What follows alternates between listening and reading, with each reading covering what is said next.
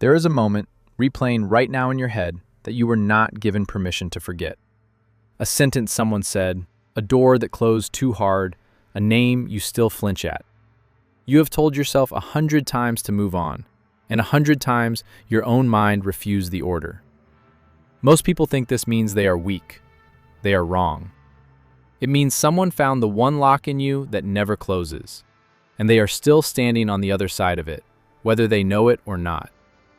You have been taught that healing means forgetting, that closure is something other people give you if you ask nicely enough, or wait long enough, or explain yourself clearly enough. This is a lie designed to keep you waiting at a door that was never going to open. Nietzsche understood what modern comfort culture refuses to say out loud. That which does not kill you does not automatically make you stronger. It only makes you stronger if you decide what it means. Left undecided, a wound does not heal. It festers, and it feeds whoever put it there. Tonight, we are not going to talk about moving on. Moving on is a phrase for people who have not yet realized they are still being controlled. We are going to talk about something colder and more useful. How the mind that hurt you built a room inside your head, rent-free, and how you are going to evict it. Not with forgiveness, not with closure, but with strategy. By the end of this video, you will understand why you replay the moment, who actually benefits from you replaying it, and the exact discipline required to shut the loop for good. But you have to listen carefully, because the trap is not in what happened to you. The trap is in what you keep doing with it. Phase 1. The loop is not a malfunction. Your brain is not broken because you can't stop thinking about them. Your brain is doing exactly what it was built to do. Every unresolved threat gets filed as an open case. Not closed, not archived, open. The betrayal, the humiliation, the silence after you asked a simple question and got nothing back. Your nervous system logged all of it as unfinished business, because somewhere in your ancient wiring, unfinished business used to mean a predator was still nearby.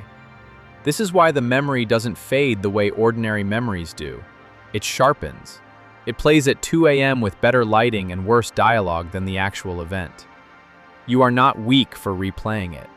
You are running a search algorithm with no resolution condition, over and over, hoping that this time the ending changes. It will not change. The scene is over. Only you are still performing it. Here is what almost no one tells you. This loop is not random, and it is not truly about them anymore. It became about you the moment you started rehearsing what you should have said. That rehearsal is not remembering, it is training. And you have been training yourself, every night, to feel powerless in front of a person who is not even in the room. Phase 2. Someone is still profiting from your replay. Machiavelli wrote that injuries should be done all at once, because a wound felt briefly is forgotten, but one that lingers breeds hatred that festers into rebellion. He was describing rulers and their subjects, but apply it to yourself and you will see something uncomfortable. Whoever hurt you did not need to stay in your life to keep control of you.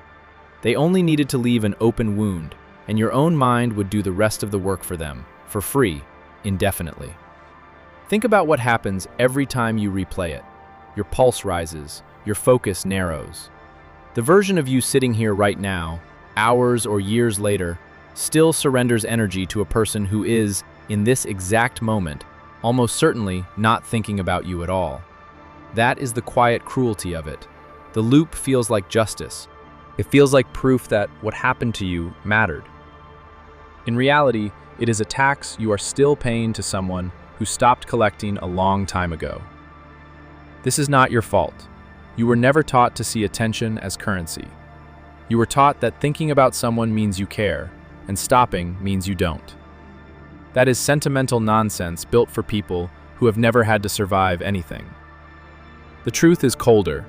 Attention is the only resource you cannot get back once it is spent. Every replay is a withdrawal from an account that person did not earn a single deposit into. Phase 3. Close the file. Do not resolve it. Here is where most self-help advice fails you. It tells you to find closure, to get the apology, the explanation, the acknowledgement.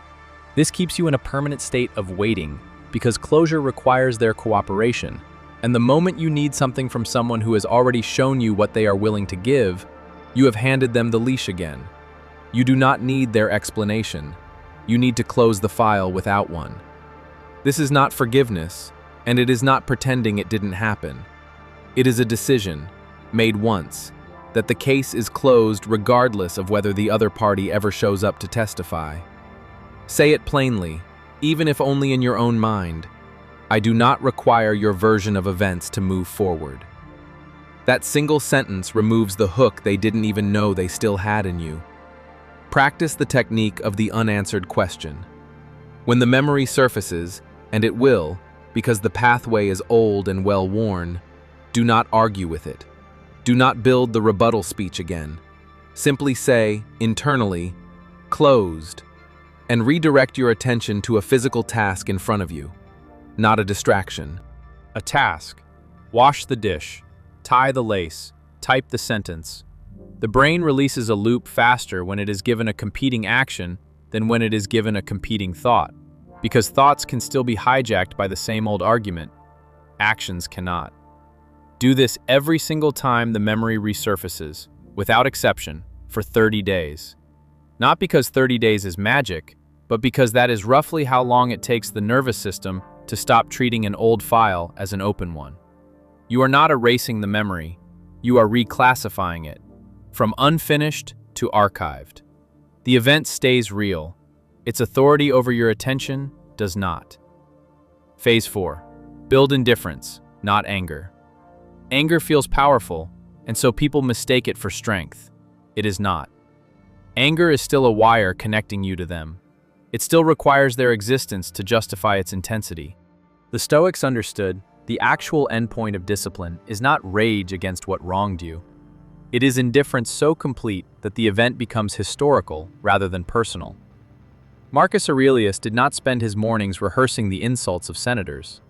He wrote, simply, that the best revenge is to not be like your enemy, not to defeat him publicly, not to make him regret it, to not be like him. That is the whole revenge. Nothing else is required. You will know the loop has actually closed, not just gone quiet for a while, when you can picture their face and feel nothing sharp. No triumphant fantasy, no lingering grievance speech, just weather that has already passed. This is not numbness. Numbness cannot function. This is precision. The ability to acknowledge an event happened, fully, without paying an ongoing subscription fee for it. Until you reach that point, be suspicious of any relief that still requires you to imagine confronting them, winning an argument they never showed up for, or receiving an apology they never intend to give. Every fantasy of resolution is still a rehearsal, and every rehearsal is still training you to be the person who needed them to say something in order to be free. Phase 5. Guard the file cabinet. Once a file is closed, protect it. This means you do not check their social media just once. You do not ask mutual friends how they're doing while pretending it's casual curiosity. Every one of these actions reopens a case you already closed and forces your nervous system to refile it as active. You are not being cold by refusing this information. You are refusing to hand your own attention back to someone who never asked for it responsibly the first time. If you must interact with them, family, work, shared circumstances, treat every exchange the way a disciplined negotiator treats an old counterpart. Cordial, brief, entirely present tense. No excavation of the past. No search for the version of them that finally understands what they did. That version may never arrive, and waiting for it is how years disappear. What happens when you actually do this? The nights get quieter first. Not because you forgot, you won't, but because the memory stops arriving with a demand attached. It becomes a fact you know about your life, instead of a task your mind is still trying to complete. You will notice, eventually, that you can say their name in a normal voice. That is not because time healed it. Time does nothing on its own. Discipline healed it, applied consistently, the same way strength is built one uncomfortable repetition at a time. And here is the part almost no one tells you. The ability to close a file without needing the other person's permission is not just about this one memory. It is a skill. Once you have it, you stop accumulating new open cases the moment they happen. You stop leaving doors unlocked for the next person to walk through and leave standing open behind them. This is not about becoming cold to everyone. It is about becoming impossible to hold hostage by your own memory. If this is the file you've been carrying, comment below. I close the file. Not for me, for yourself. Because saying it is the first withdrawal from the old account and the first deposit into a new one. The one where your attention belongs only to you. And if you are ready to understand the deeper mechanics of how people install these open loops in you without you noticing, the specific language patterns, the silences used as weapons, the tactics that keep you tethered long after they've walked away, subscribe. This is only the beginning of what your mind is capable of once you stop letting old wounds set the terms.